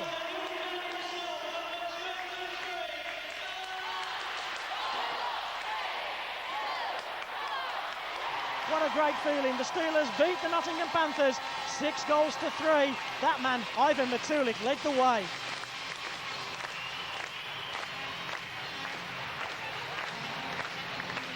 It was a pretty good game to watch. We came out a little flat in the first period, giving the Nottingham a lot of respect.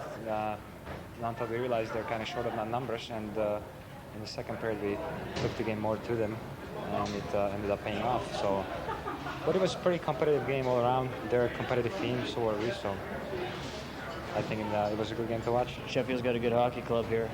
There's a lot of good teams in the Premier Division, and I think we've had some pretty competitive, close-scoring games with them. I think 2 of them have been one-goal games, and we beat them 6-3 last time in Nottingham. They beat us 6-3 tonight, so with an empty net goal. So obviously it's good close hockey, and I think the fans should enjoy it.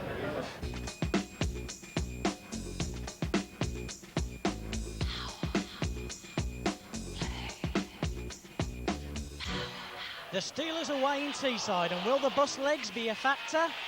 Well, only for 38 seconds. Tim Cranston will open the scoring to put the Steelers 1-0 ahead. The Steelers in dominant form. 2 coming up here from Ivan Matulik. Here's the second. 3-0 Sheffield. That's Les Milley with the 4th. Schuger with the 5th. Cranston with the 6th. Don't forget Scott Neal. There's number 7. Scotty Young will open the scoring here for the Bombers. Do you remember Todd Bidner? Bang, 7-2.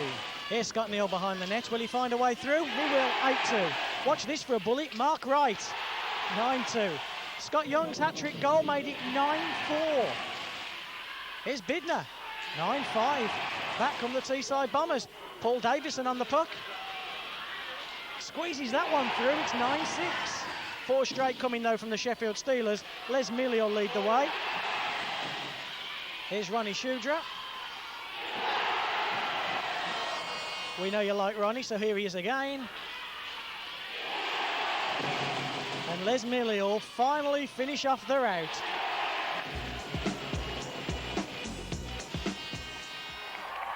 The Sheffield Steelers were playing the best ice hockey in the country right now. An 8-6 victory against the Murrayfield Racers would follow. Sit back and enjoy goals on both sides. Here's Big Mike Ware. Not too happy with Ron Schuger, is he? Don't worry, Mike. Dean Edmiston's just put you ahead. Here's Ware again. Shoots and scores. Martin Mackay didn't see that one. Take time to have a look at this guy, Tony Hand, number 9, a draft pick with the Edmonton Oilers, and without doubt the best British player for quite some time.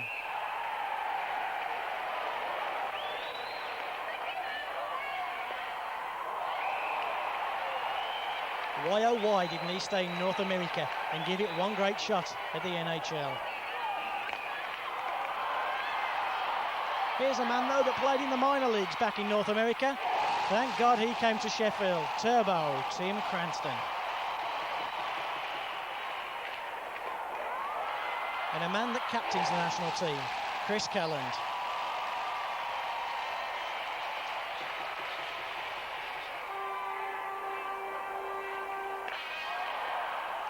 Chris Palmer, the man that scored that goal, would go on to win the goal-scoring championship. Teammate Tony Hand would win the points of the whole Premier Division.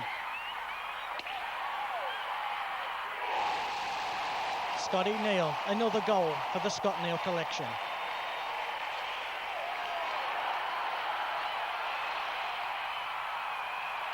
Here's the Duke Tommy Plummer again. That one's denied by Hansen, but Les Milley fires in.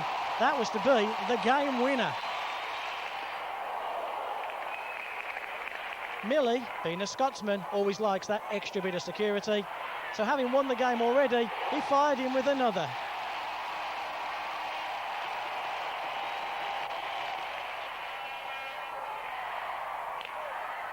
Chris Palmer, he added a consolation goal for the Murrayfield Racers, but by then it was all over. The crowd knew it, and the Sheffield Steelers had collected another 2 points in their Premier Division haul. We asked Les Milley what made the games between the Steelers and the Racers so exciting. It's hard to explain, really. I mean, I suppose it's the way the two teams play. I mean, we sort of clash with each other. It's always going to be a tight game. Murrayfield are a good offensive team. They're not too strong on defence, so I think that's where we're going to get most of our goals. But sometimes we are slipping up at the back and we're getting tired. We're having long shifts, and that's where Murrayfield capitalise. So it's a bit tit for tat, really.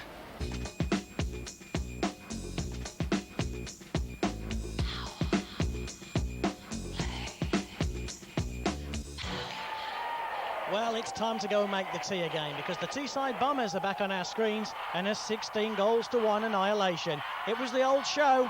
Ronnie Shudra opening the score.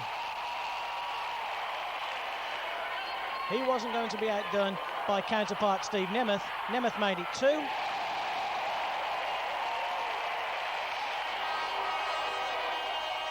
Then after good work from Tim Cranston, Nemeth made it 3. Our captain, our hero, wasn't to be outdone though. Nemeth was leading Shudra 2-1, until that point anyway. 4-0. Good work from Tommy Plummer, holding up the Teesside defenceman. Nemeth goes in alone. 5-0, Nemeth's hat-trick. Cranston, what's he going to do? Pass, shoot? Even he doesn't know. Matulik certainly didn't, well, not until he got the puck anyway. 6-0. It was an eventful night for Chris Pirrie, if you remember. He actually opened the scoring for the Teesside Bombers. It would end up on a stretcher for him. Here's Shudra, though, 7-1. Alan Haig lets one go. Who's this? It's Dean Smith. It's 8-1. Ronnie Shudra's 4th of the night would make it 9. And then, just out of sight of the camera, Chris Pirrie got what some say would be his comeuppance against Chris Kelland. Pirrie was to be knocked unconscious. The Teesside Bombers were absolutely amazed no penalty was called against Kelland. Scott Young, for his credit, got a 10-minute misconduct penalty. Pirrie, well, he was unconscious for a while, but he would recover soon in hospital and travel home shortly. Keep your eyes on the St John ambulance man. Whoops. Tim Cranston, always a helping hand. He almost goes again, but Cranston's there. 2nd assist of the night for Cranston, you could say. Back to the action, though, and it was Cranston. Number 10 for the Sheffield Steelers. Cranston's 2nd would be the 11th goal for the Steelers. Nice little move, 5 past Ian Young. Tommy Plummer would make it 12. Chris Kelland picked up an assist on this goal. Alan Haig, you remember, went close a little while ago. He went a bit better this time. Shoots and scores. 13-1, the Steelers lead. Nemeth was looking for that hat-trick. Shudra picks up the assist. Nemeth got the hat-trick. 14-1. Matulik was looking for the 300th goal of the year for the Steelers. He got his 2nd of the night and that elusive 300th goal. Cranston was on goal number 49. The Steelers led 15-1. Could he get 50? He shoots and scores. He got 50. And Cranston again, it's that magical 5-0 number. Two very contrasting games this weekend. Which sort of game do you prefer? Well, it's very tough to stay intense and involved in a game that's this high scoring. But I mean, last night's game against Murrayfield, obviously was for 2nd place. Hearing that Fife lost, I mean, as long as we win one more game, that pretty much wraps it up for us. So we want to go out and play as well as we can. And Murrayfield, I thought we played very well.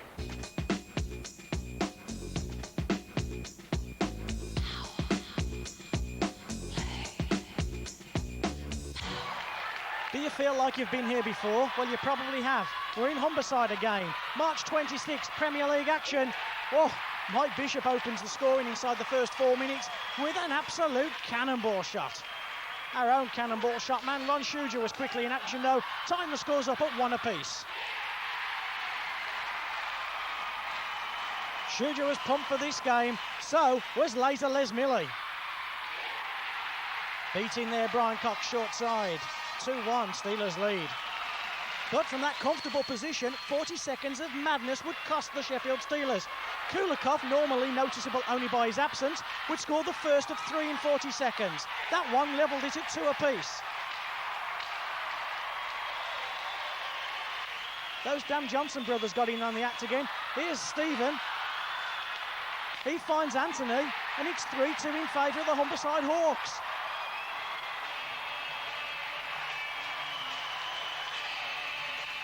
And then here's Stephen Johnson. He was to make it 4-2 to the Hawks. Watch this one. Martin Mackay never saw it. So 3 in 42nd for Humberside. The Steelers had to regroup. They needed a leader, a man to lead the way. No finer man than Steve Nemeth. Chris Kelland started it off. He fed the Duke Tommy Plummer. Plummer went round the back of the Hawks' defence. Scott Neal had a go, but it was Steve Nemeth that fired home. early into the third period now. Not a minute gone. Watch this for a bullet. Ronnie Shuja outside the blue line. Brian Cox never saw it. Went right through his defence system. It's tied at 4. And if you thought that was a bullet, look at this game-winning goal from storming Steve Nemeth. Oh, scratch my back with a hacksaw. The Steelers win this one 5-4.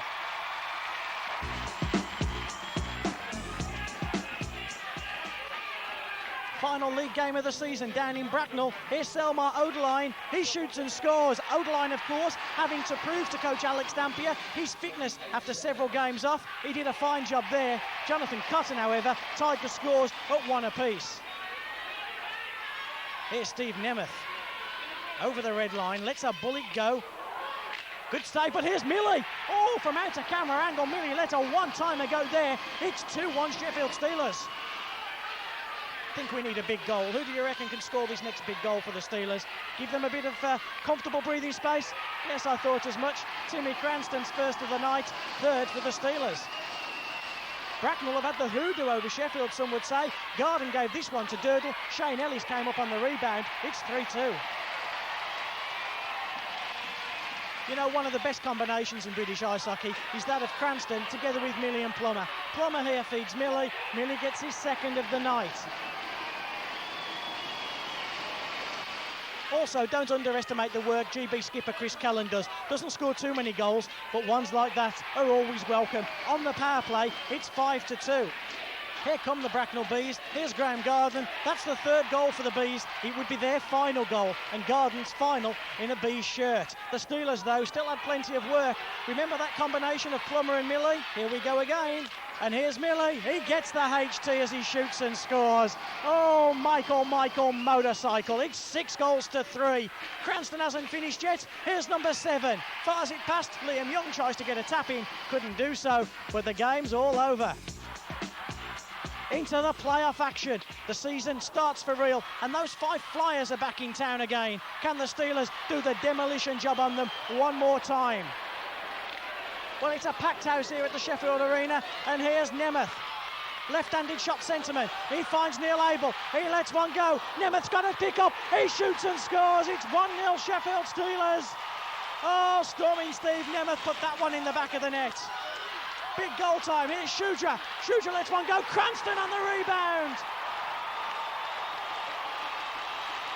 And Les Milley knows how to celebrate a goal or two. Here's NHL man Doug Smale. Bullet past Martin Mackay. Oh, that one kept low on the ice. It's 2-1. You wouldn't want him in Lee Valley, you know, on a boring game, but give him a playoff game, and there's no better defenseman than Ronnie Shuja. That one made it 3-1. The 5 Flyers, though, they weren't down, they weren't beaten. Mark Morrison wasn't for sure. Here's the first of 2 in quick succession. That one made it 3-2. And just as we get going again, Morrison again. Mackay, not sighted really, was he? As Shuja went down to try and block the shot, but it's tied at 3. Steelers need some inspiration now. Call on the Duke, Tommy Plummer. There he is. Oh, yes, Tommy. 4-3, and the first of 5 in succession, as the Steelers would prove again to be just too strong for the 5 Flyers. Great work from Shuja here, keeping it in the play. He lets one go, a scramble in front of the net. There's Tim Cranston. It's 5-3. Here's Matulik over the blue line. Cranston's waiting for it. Milley will be about as well. Here's Matulik. Here's Shuja. It's going to come out. There's Milley. Milley again will have a go. He's got it. He shoots. He scores. 6-3, Les Milley. Right in front of the 5 fans. Here we go again. Sheffield Steelers. Here's Plummer. Plummer drop pass. Nemeth one times it. Oh, I say. 7-3. And the Sheffield Steelers, a demolition job. Here's Matulik, one times it. Oh, Macron got a piece of that one, just forced it wide. Cranston's waiting in the middle, he gets it, he scores! Turbo Tim Cranston wraps it up for the Steelers. Let's have a word with Tim, all about that game against Fife. Tim, if somebody had said an 8-3 victory over Fife in your first playoff game, would you have taken that? Well, I certainly would take it. I mean, I didn't expect us to, come away with a 5-goal margin. I think that's a tremendous accomplishment tonight in the first game of the playoffs. Teams are, in the first game especially, everybody's fresh and everybody knows it's a whole new season. So I feel that's a marvelous start to the campaign. Monday the 4th of April, the Steelers in Murrayfield and a tight 8-7 loss. It made the second weekend of these playoffs the most important 48 hours in the Steelers' history. Saturday the 9th, and it was Humberside again in town, a game the Steelers had to win. Ron Schuger made sure they got off to a bullet of a start. Nemeth was buzzing. He went close with this effort. Managed to pick up his rebound, fed Les Millie. Millie went past Brian Cox, 2-0. Nemeth might have only picked up an assist on the second goal. He was going one better on the Steelers' third. The team was absolutely flying. Nemeth led the way. How about that for a cannonball?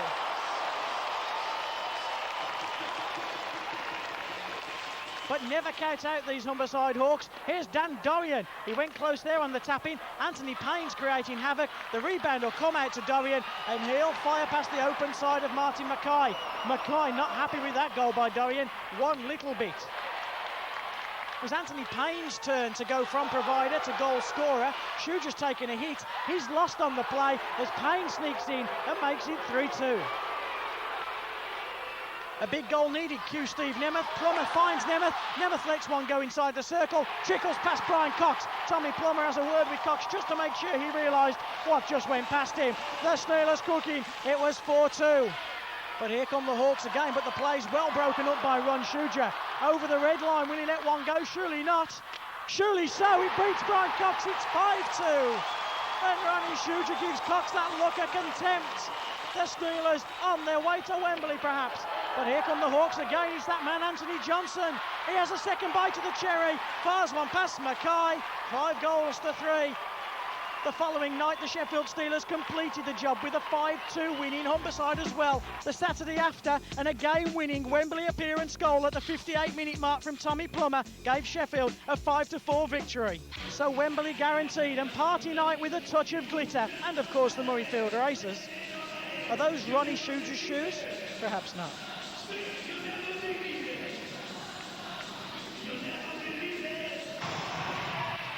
Well, here they are, those goals against the Murrayfield Racers, the final game at the Sheffield Arena in that season. Matulik led the way as he had done so for most of the year. Goal number 1 for him. The Duke, Tommy Plummer, all the favourites were to wrap up this game. Tommy Plummer made it 2. Scotty Neal would quickly make it 3.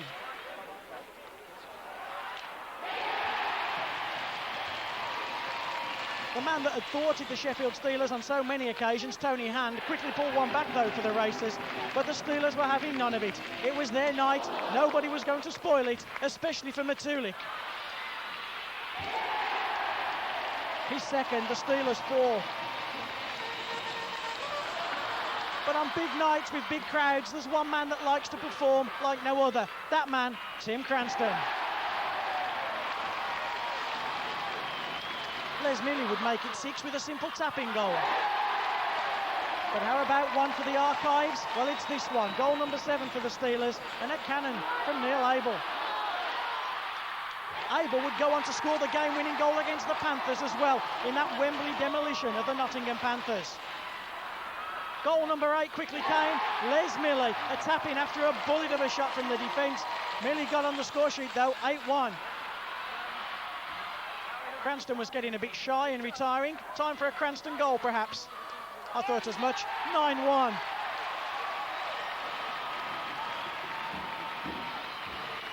The Racers, try as they might, tried to put some respectability on the score sheet. Richard LaPlante with this one. It was the first of 3 straight. Chris Palmer then made it 9-3. Palmer again would make it 9-4 shortly after.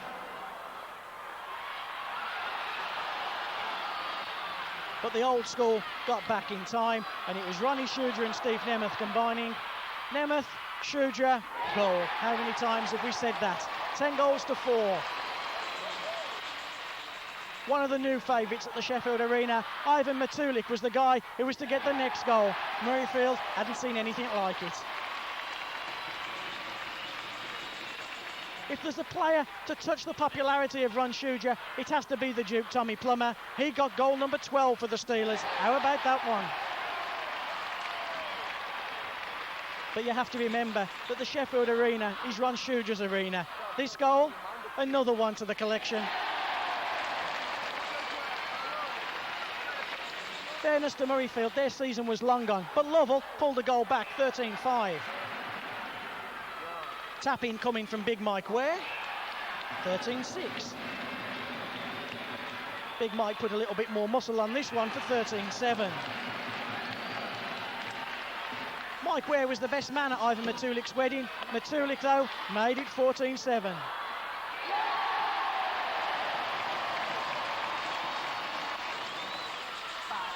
Tim Cranston, his final goal at the arena for this season. I'm sure there'll be plenty more to come. 15-7. And Elvis, what are you still doing here? You should have left a long time ago. Final goal of the year went to the Murrayfield Racers, French-Canadian Richard Laplante, but it was all over. The fat lady had sung, and the Sheffield Steelers win this one by 15 goals to 8, and Wembley beckons next weekend. Of course, Wembley did beckon, an 8-0 thrashing of those naughty, nasty Nottingham Panthers, and then the disappointment, as we've seen earlier, of that defeat by the Cardiff Devils. But remember, it's been a great year, and I hope you've enjoyed looking back with me over some of the great highlights, with some of the great characters, Steeler Dan, of course. Let's have a look at some of the Merit Award winners this year as well, as Alex Dampier and Clyde Saw, what a great job they did. Martin Mackay, Merit Award for the Steelers. Is there a better netminder in the country? I don't think so.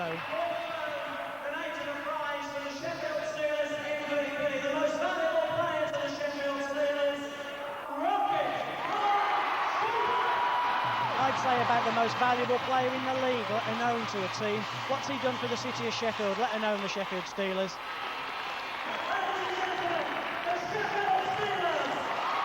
Who was that good-looking guy in the green jacket, I wonder? Well, it's been a great year. I've enjoyed being with you all the way through the year and can't wait for next August, September.